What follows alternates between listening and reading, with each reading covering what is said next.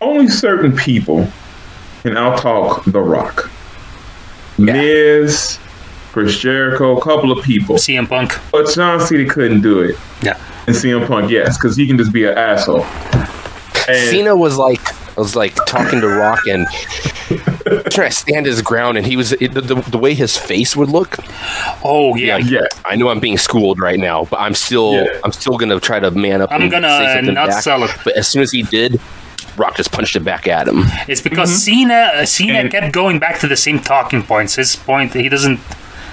You know, it's like a lot of internet suggestions where you try to move on to something else, but the guy keeps going back to the same thing, and you're like, what am I gonna do? And he kept and he knew he wasn't on the same level, so he kept trying to talk over The Rock, kept smirking at him throughout the whole thing, which would have been perfect if Cena was a heel. That's what I'm saying. If he did Thuganomics Cena and did that and go low risque, more ruthless aggression era, now he could have did it. But you cannot you can't have people hate The Rock. And I don't know if it was that year or the year after, but they did the whole joke that he has to read his lines. No, that was that year. I'm like, that was that year. Yeah, I'm like, we seen The Rock do that. Did y'all forget that we remember him? That he could say things off the cuff. He don't really need to read stuff, but I guess they have to give Cena a win. And I'm like, oh, this is horrible. It's sort of like, it's kind of like, that's a low blow. And you can tell that the Rock didn't see that one coming. Like, he was like, he didn't see that one coming. Oh, and Stone Cold got to talk The Rock too, but only because he's Stone Cold. He does his way of doing it. But yeah. So it felt forced. Like, I think just you can't. I think Punk's promos with the Rock were amazing. Like, like when they did, and this was the same thing that you felt between Cena and The Rock. You felt between Punk, because Punk was hitting all these powerful talking points and everything, and Rock hit him with the cookie puss. Ugh. Yeah, I think they literally written there we need you to sound like a goober, Rock, okay? Because you're making our baby face look like he can't do anything compared. Yeah. So say stupid things and mumble your words and everything. Don't worry, they'll believe it. They believe it. Yeah. So you're waiting on me to talk about the more. It's on you, Master. Here. Oh, okay. My turn. Yeah. Okay. It's on you. I'll say this: Sheamus and Daniel Bryan. I was talking up this match so good, coming into it, because I was talking about. I felt it was a great story about how both these guys were scheduled to be on WrestleMania the year before, and their match got relegated to the pre-show, and then it got became a battle royal. So I was like, it's a great redemption story for both guys. Coming on the show. I felt the same with you. Yeah. But then again, they did the whole 18 seconds thing. And, oh God, I was like, what the hell is this?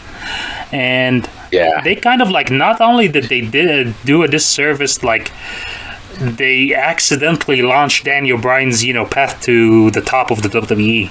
Because I honestly, main event of WrestleMania 30 does not happen without that match. It's they kind of lucked into as a long time storytelling, and the weird thing is that it's not only hijacked the next night on Raw, it hijacked half of the WrestleMania card, because people did not stop chanting Daniel Bryan or yes until Undertaker versus Triple H came on. Throughout the Kane and Randy Orton match, and they should. Yeah, they should, because.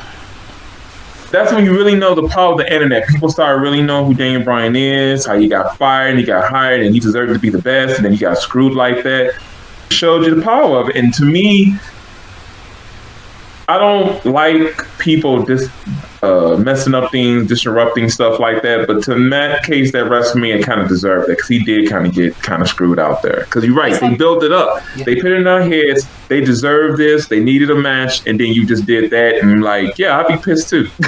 Okay. Yeah. I'm shocked they didn't do 96 WCW, start throwing trash in the ring. Just like- No, you can't do that anymore. They'll eject you right like that. It's Oh, I know. Yeah, it's you like gotta throw out the old school you comment. can't even stand during matches now if you go there. It's Yeah. it was like, again, I'll say this again, like people say this Zack Snyder cut is the biggest fan movement of all time. No, you have not seen what you have not seen what the Yes movement has done. You have not seen Daniel Bryan's rise to the top, how it could be done by fans. Hold on. That gave birth in 2012. Here we are, 2021, and that's 50% people, not 50, but just saying number of people thinking Daniel Bryan should win the title tonight. Yeah.